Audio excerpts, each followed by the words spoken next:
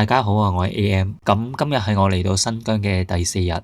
尋日去完賽里木湖同埋果子溝之後呢，就嚟到伊寧市。今日主要係喺伊寧市市區走走，去地標六星街逛一逛，同埋去搞埋張邊防證。咁我就係啱啱起身冇耐啦，喺酒店附近呢，就揾咗間粥鋪食粥清清腸胃。簡簡單單食咗個早餐之後呢，就先去搞個邊防證。好簡單咁去講下啦。新疆邊防證呢，即係邊境管理區通行證。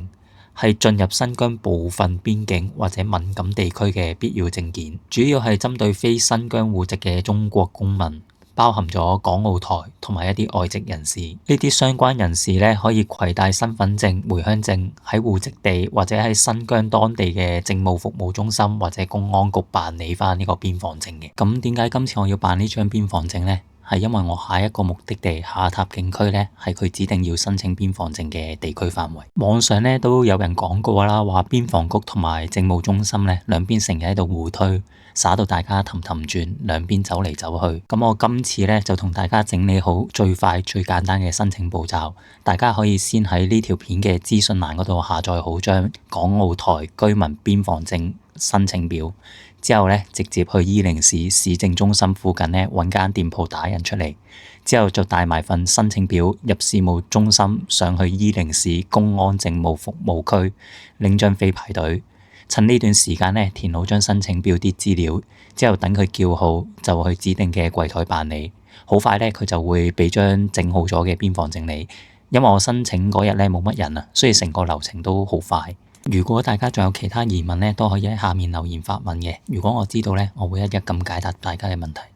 由於今日全日都喺伊寧市啊，所以時間上呢都好充足啊，可以輕輕鬆鬆周圍行下。咁我就打開咗個地圖，就見到有呢個旅遊度假區呢，就揸車過嚟行下。見到有個石碑上面寫住羅曼之濱伊犁河，冇錯，呢個度假區隔籬呢，就係伊犁河啦。而且佢都係被評定為4A 級嘅景區級別嘅。我自己覺得呢，將佢睇作一個景點會好啲，俾我嘅感覺好似好大型嘅公園一樣。嗰日嚟嗰陣時呢都幾曬下，烈日當空啊！但如果入夜食完晚餐嚟呢度行下呢，吹吹風應該會幾舒服。咁而家就帶大家由高位欣賞下呢度嘅環境啦。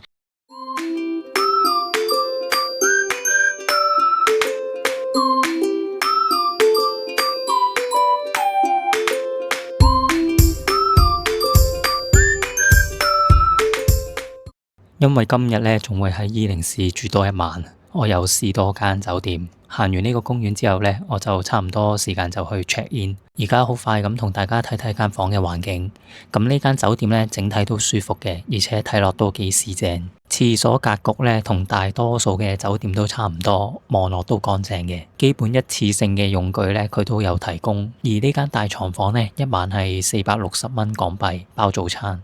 咁放好行李攤透咗陣呢，就準備去地標六星街逛一逛啦。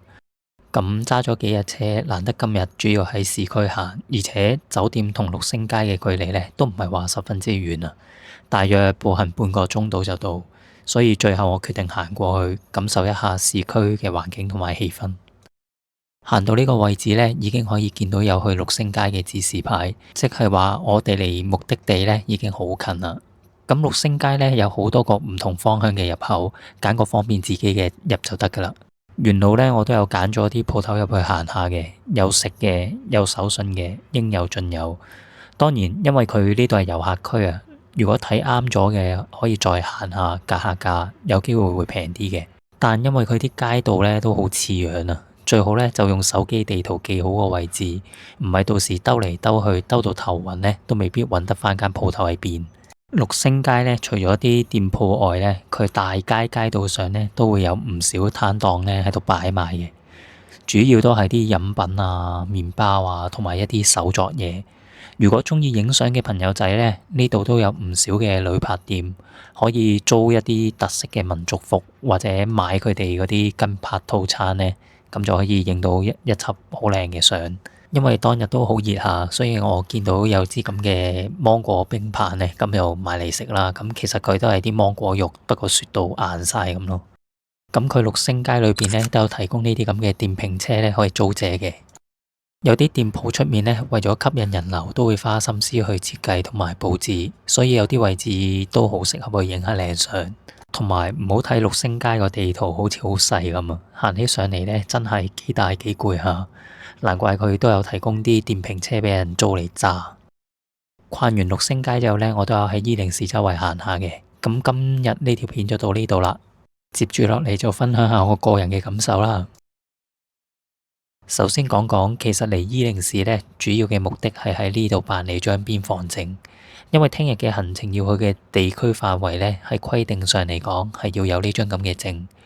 但我辦理完之後呢，成個行程都冇出事過，亦都冇人要求我出示，所以其實係咪可以？不過規定上嚟講呢，係要有係真嘅。